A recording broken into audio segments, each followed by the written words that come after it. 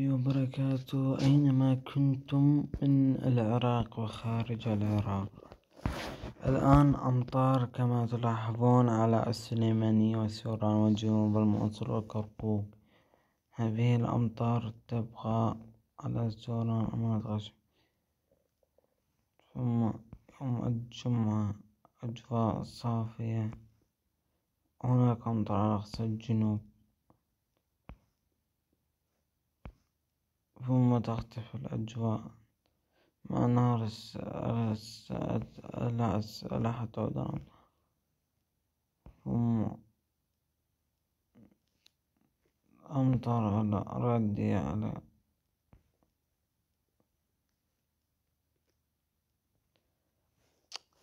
السفر.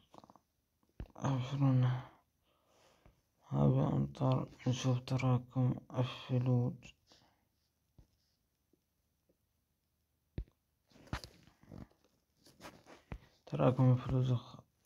ل10 أيام.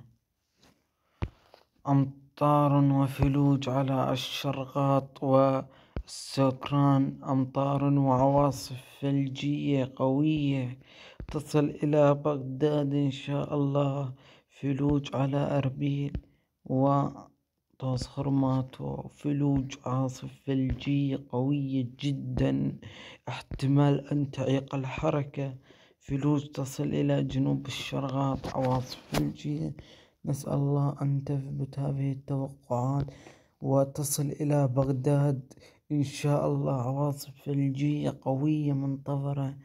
أما لتراكم الأمطار،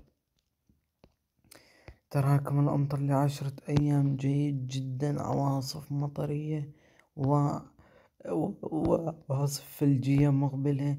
نتمنى أن تثبت هذه التوقعات إن شاء الله، تثبت بعون الله.